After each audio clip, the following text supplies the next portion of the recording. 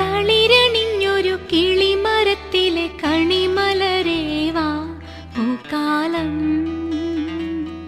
പൂക്കാലം. 13-ാം വയസ്സിൽ നായികയായി ആദ്യ അരങ്ങേറ്റം. പിന്നാലെ അതേ വർഷം തന്നെ നായികയായി 3 സിനിമകളും. അഭിനയം എന്ന മഹാകല മാത്രമല്ല, നൃത്തം എന്ന അത്ഭുത കലയും കൂടെ ചേർത്ത് പ്രേക്ഷകരെ ഞെട്ടിക്കുന്ന കലാകാരി. തൻ്റേത് കലാജീവിതമാണ് എന്ന് അറിഞ്ഞ ആ നിമിഷം മുതൽ അതിനായി പരിശ്രമിച്ച് അരങ്ങുകൾ ഉത്സവമാക്കുന്ന നടന ശോഭന. തനിക്ക് കിട്ടുന്ന വേഷങ്ങളിലൂടെയെല്ലാം പ്രേക്ഷകരുടെ ഇഷ്ടം പിടിച്ചെടുത്ത് അത് വെള്ളിത്തിരയിൽ അവതരിപ്പിക്കുമ്പോൾ അന്നും ഇന്നും ഒരു പ്രത്യേക ഇഷ്ടമാണ് പ്രേക്ഷകർക്ക് ശോഭനയോടുള്ളത്. തേന്മാവിൻ കുമ്പത്തിലെ കാർത്തുമ്പി, പവിത്രത്തിലെ മീര, ഇന്നലകളെ പറ്റി മറന്ന പത്മരാജന്റെ മായ, ഗംഗയും നാഗവല്ലിയുമായി വെള്ളിത്തിരയെ വിസ്മയിപ്പിച്ച മണിച്ചിത്രത്താഴ്, കളിയും ചിരിയുമായി വന്ന് അവസാനം പ്രേക്ഷകരെ കരയിപ്പിച്ച മിന്നാരത്തിലെ നീന. അങ്ങനെ നമ്മുടെ മനസ്സിൽ പതിഞ്ഞ എത്രയെത്ര വേഷങ്ങൾ. മംഗളനായികി എന്ന തമിഴ് ചിത്രത്തിലൂടെ ആദ്യ അരങ്ങേറ്റം. പിന്നീട് 13-ാം വയസ്സിൽ ഏപ്രിൽ 18 എന്ന ബാലചന്ദ്ര മേനോന്റെ സിനിമയിലേക്ക് നായികയായി വെള്ളിത്തിരയിലേക്ക്. ചിത്രത്തിൽ നായിക ഒരു 13-കാരിയാണെന്ന് തോന്നിപ്പിക്കാത്ത അഭിനയവും ഭാവങ്ങളും. 85-ൽ 16 സിനിമകളും 86-ൽ 14-മായി തുടരെ തുടരെ ഹിറ്റുകളിലേക്ക്. പ്രിയദർശൻ, സത്യനന്ദിക്കാട് എന്നിവരോടൊപ്പം അഭിനയിച്ച സിനിമകളും ഹിറ്റ് ലിസ്റ്റിൽ ഇടം നേടി. ക്യാമറയുടെ മുന്നിലുള്ള ശോഭനയുടെ അഭിനയത്തിനും ഭാവങ്ങൾക്കും എന്നും നിത്യ യൗവനം. 90കളിലെ സൂപ്പർ താരങ്ങൾക്കൊപ്പം എല്ലാം നായികയായി.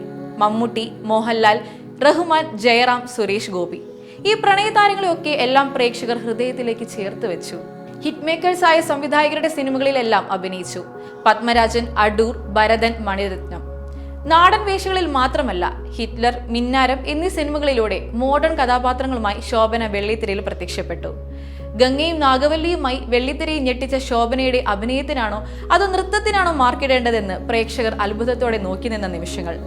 ഭ്രാന്തമായ നോട്ടങ്ങൾ കൊണ്ടും ചലിക്കുന്ന ആ കണ്ണുകൾ കൊണ്ടും എന്നും പ്രേക്ഷകർ ഓർക്കുന്ന ഒരു വേറിട്ട കഥാപാത്രത്തിന് ആ വർഷത്തെ ദേശീയ സംസ്ഥാന ചലച്ചിത്ര പുരസ്കാരവും ലഭിച്ചു.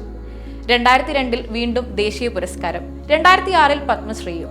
തമിഴ്, തെലുങ്കു, കന്നഡ, ഹിന്ദി എന്നിങ്ങനെ നിരവധി ഭാഷകളിലും ശോഭന കഴിവ് പ്രകടിപ്പിച്ചു. മണിരത്നം രജനി കോംബോയിൽ വന്ന സൂപ്പർ ഹിറ്റ് സിനിമയായ ദളപതിയിലെ സുബലക്ഷ്മി എന്ന കഥാപാത്രമായി ശോഭന നിറഞ്ഞാടി. ഒന്നും മിണ്ടാതെ തിരിഞ്ഞുപോലും നോക്കാതെ പോയ ആ നടത്തവും ഇന്നും നമ്മുടെ മനസ്സിൽ മായാതെ നിൽക്കുന്നു. രാജ്യാന്തര വേദികൾ, കലാർപ്പണ ഡാൻസ് സ്കൂൾ, ഇങ്ങനെ ഒരുപാട് വേദികളിലൂടെ അവർ അത്ഭുതം തീർക്കുന്നു.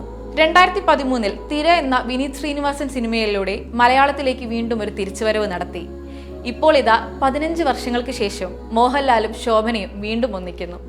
തരുൺ മൂർത്തിയുടെ സംവിധാനത്തിൽ മോഹൻലാലിന്റെ 360-ാമത്തെ സിനിമയിലാണ് ഈ പ്രണയ ജോഡികൾ വീണ്ടും ഒന്നിക്കുന്നത്. എം രഞ്ജിത്തിന്റെ ബാനറിൽ രജപുത്ര വിഷ്വൽസ് മീഡിയയാണ് ചിത്രം നിർമ്മിക്കുന്നത്.